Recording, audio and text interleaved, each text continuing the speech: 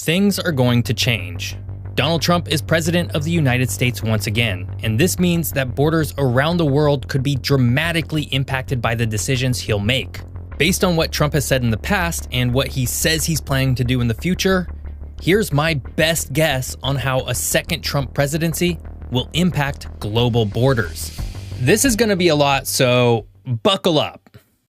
Speaking of changing borders, today's video is sponsored by Conflict of Nations, the free online PvP strategy game. In Conflict of Nations, you can choose a real country to lead during World War III and fight up to 128 other players in real time. Declare war, forge alliances, and engage in epic battles to take over the world. And you can seamlessly take the game on the go whenever you need with the mobile app. So there's no excuse for leaving your country undefended. With this sponsorship, you can get an exclusive gift. Just click the link in the description to get 13,000 gold coins and 1 month premium subscription for free. This offer is only available for 30 days, so don't miss out. A second Trump presidency will have profound implications for Europe, particularly Eastern Europe, a region already grappling with significant geopolitical tensions. The war in Ukraine will undoubtedly remain at the forefront of any US policy decisions in the region, and therefore it's likely to see the biggest impact. Trump has often claimed that he could bring the conflict to an end swiftly, suggesting that such an outcome might require Ukraine to make substantial concessions. This approach would include Ukraine ceding territory currently occupied by Russian forces and possibly abandoning aspirations to join NATO. Such a scenario would fundamentally reshape Ukraine's sovereignty and security, leaving it vulnerable to further aggression. Additionally, US support for Ukraine's military and economic resilience will probably waver under Trump, potentially weakening Ukraine's ability to resist Russian influence. And while this all seems like bad news, it could also serve as a lightning rod moment for Europe at large, which could step in and offer the security guarantees to Ukraine that the US under Trump likely would not. But the war in Ukraine isn't the only hotspot for Europe. Moldova, a small country bordering Ukraine with long-standing vulnerabilities to Russian influence, will also likely be significantly impacted. The breakaway region of Transnistria, supported by Russian forces and acting as a de facto Russian enclave, represents a persistent source of instability for the country. A Trump administration's focus on transactional diplomacy will deprioritize Moldova's integration into Western structures, leaving it more exposed to Russia. Trump's lack of motivation to support Ukraine will likely embolden Russian efforts to destabilize Moldova and potentially turn the country into a puppet state to Moscow, or outright invade it altogether. Moving northward, the Baltic states of Estonia, Latvia, and Lithuania, as well as Finland, are also looking at a concerning arrangement under a second Trump presidency. Despite all countries being part of NATO, Trump's previous critiques of NATO's funding and purpose have raised doubts about US reliability as a security guarantor. For nations bordering Russia, the erosion of US commitment to NATO's Article 5 could have serious consequences. These countries have invested heavily in their own defense, but also remain heavily reliant on NATO support to deter Russian aggression. Finland, which recently joined NATO, might find its security calculus altered if Trump signals ambivalence towards its obligations in the alliance. And a country such as Estonia could be swiftly invaded and taken over before NATO even arrives, in which case Trump might not even see the point of sending troops to free the tiny Baltic country. And of course, there are implications for Belarus as well. A close ally of Russia, a second Trump term could embolden Russia to just absorb the country altogether. While that might not seem like the best course of action for Russia, Lukashenko, the country's current dictator, has seen staunch resistance in recent years from Belarusians. And Russia, sensing Trump might not care, may decide it's not worth risking Belarus becoming democratic and drifting towards European ideals. A second Trump presidency will have an impact on Europe's borders. It's just a matter of how big an impact and where the impact will be most acutely felt. Perhaps more than any time since the years directly after World War II, a sitting US president will have more power to shape what Europe looks like going forward. But Trump's impact on global borders won't stop at Europe. So let's head to the Middle East next. The Middle East, a region already marked by delicate alliances, unresolved conflicts, and geopolitical rivalries, is poised to be shaken up by Trump. The US's approach to Israel and Palestine under Trump has historically been unambiguous, with a strong tilt towards Israel. But there has been recent acknowledgments by US officials at establishing a two-state solution. That's not going to continue under Trump. Trump's previous term saw the US relocate its embassy to Jerusalem away from Tel Aviv, effectively recognizing the city as Israel's capital, a symbolic move towards granting Israel complete authority over the region. In his second term, Trump will likely offer unyielding military support for Israeli actions in Gaza or the West Bank, and this could, in turn, lead to Palestine no longer existing in any form in the future. Such actions would not only destabilize the region, but also strain relationships with key Arab countries that have normalized relations with Israel, such as the United Arab Emirates, Saudi Arabia, and even Jordan. Of course, the country at most to lose in the region during a second Trump presidency will be Iran. His withdrawal from the Joint Comprehensive Plan of Action during his first term signaled a dramatic shift in US-Iran relations. A second Trump administration could double down on maximum pressure campaigns, including threats of military action. This approach could further isolate Iran and potentially force it into a situation where it does something drastic, like engage in a full-out war with Israel or attempts to take over Syria after it has freshly deposed its recent dictator.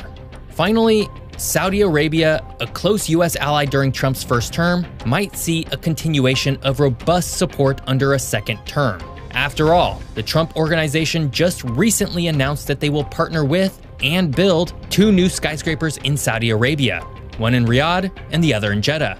Because of this and Trump's transactional nature, he's likely to pursue a friendly and supportive relationship with the country. And this means that Trump will further prioritize arms deals and cooperation with Saudi Arabia, which will have broad impacts on Yemen.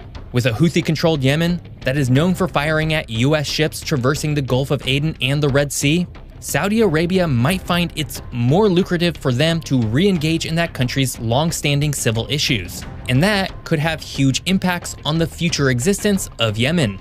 Trump has clear favorites in the Middle East, namely Israel and Saudi Arabia. And this undoubtedly means he'll want to have a hand in who ultimately has control of the region in the future. But now let's head over to another global hotspot, East Asia. Trump does not like China, and this means Trump will have a big say in how much of an influence China ultimately has on its nearest neighbors. During his first term, he ignited a trade war with China, which set the tone for a confrontation. His second term will be an escalation of both economic and military actions against the country. In particular, the Taiwan Strait will be a flashpoint between the US and China. In the past, Trump has signaled overt support for Taiwan, including arms sales and high-profile diplomatic gestures. A recent article out of the Global Taiwan Institute further suggests a strengthening of support under a second Trump presidency. This is especially interesting because, should things heat up enough between the two countries, there are likely a couple different border-changing results here. The first is that, sensing more military aid coming from the United States to Taiwan, China decides to act against the island and potentially absorb it into its country, likely after a long and bitter war. In this scenario, Taiwan would cease to exist in the way we know it today. But the second result is quite different. With an increase in tensions between the US and China, Trump could decide to fully recognize Taiwan as an independent country and pivot away from China entirely. In this way, Taiwan would become more relevant than ever, and its borders would be even harder to diminish on the global stage. Of course, though, Taiwan isn't the only flashpoint in the region between the US and China. The South China Sea dispute, centered on China's 9-dash line claim, will intensify US involvement. Trump's administration had already increased freedom of navigation operations in the region during his first term, challenging China's expansive territorial claims. A second term will bring an even more aggressive stance, further aligning with regional allies like the Philippines and Vietnam. While this might bolster confidence among US allies in the region, it could also provoke heightened Chinese militarization. In this scenario, the region's oceanic borders could shift dramatically, either by getting China to fully recognize the other country's territorial waters, or with the other countries giving up their claims to China. Either way, the issue will come to a head soon.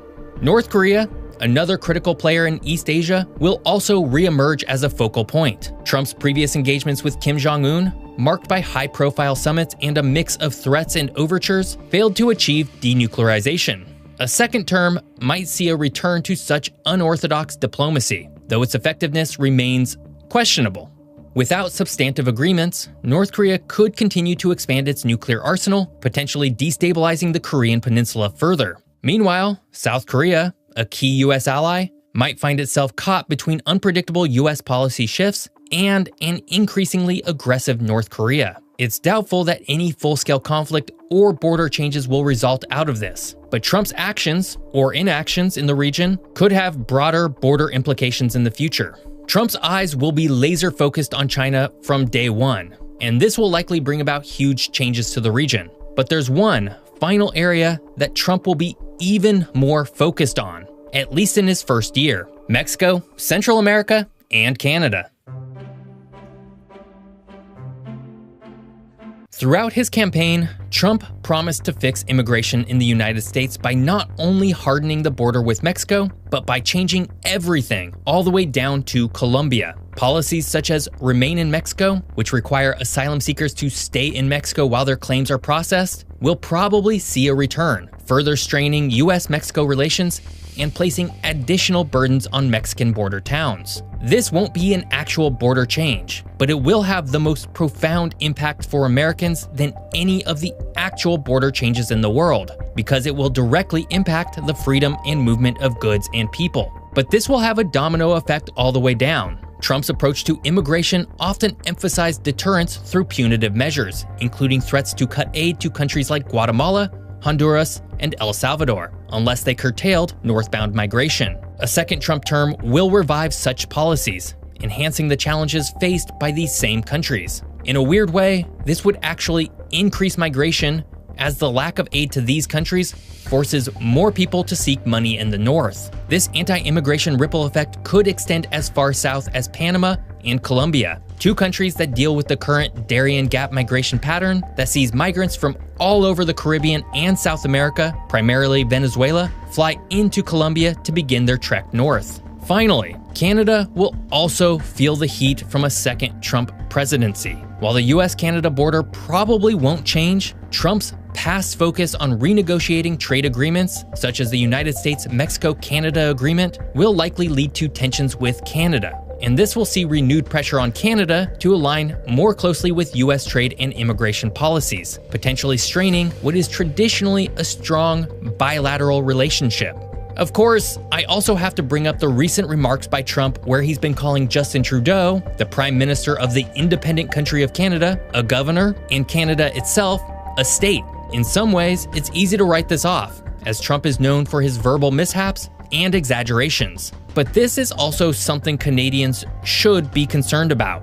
While I don't believe Canada will ever become a state within the United States, it does appear that Trump is looking at Canada as somewhat of an extension of the US. And if he feels like he has full control over the US, then he'll feel the same way about Canada. Where that goes, I honestly can't say. Now, all this said, one border in North America that I don't foresee changing under a second Trump presidency is Greenland's. During his first term, Trump overtly attempted to buy Greenland from Denmark. But while Trump was confident he could negotiate a deal with Denmark, the end result was that Greenland is no closer to being part of the United States today than it was 20 years ago. And given the staunch resistance to any such idea from both Greenlanders and Denmark itself, I don't see Trump in his second term having any more luck. So I originally wrote and produced this video between December 23rd, 2024 and January 3rd, 2025, which means a lot has happened since then, mostly regarding Trump's recent comments around Greenland and Panama. So I figured I'd just add a bit more context here at the end. Since the new year, Trump has really doubled down on Greenland specifically. I guess he probably sees it as a failure on his part during his first term. Regardless, he said some pretty unhinged things, such as suggesting he'd use force to take Greenland and the Panama Canal. And he sent his son Donald Trump Jr. to Greenland to do something. I'm not really sure what. All that said, Trump has really ratcheted up his rhetoric around these places. And that's worrying, not only for Greenlanders, but also European allies, specifically Denmark, who technically has sovereignty over Greenland, albeit without much direct control. And as for why the United States would even want to own Greenland, well, it usually comes down to resource extraction, but that's another topic for another video. I still don't believe Greenland will become part of the United States, but the conversations around it are certainly more intense now than they ever were during Trump's first term. So I guess I really don't know what the ultimate fate of the world's largest island will be. A second Trump presidency will bring changes, that much we can say for certain, but the exact hows and wheres of it all remain a mystery. Once again, don't forget to join Conflict of Nations, the free online PvP strategy game happening in modern global warfare where you can choose your own strategy and engage in epic battles. So get 13,000 gold coins and 1 month of premium subscription for free. Offer is available only for the next 30 days. If you enjoyed this episode, be sure to check out this much more fun episode on the weird US-Canada border. Thanks for watching. See you next week.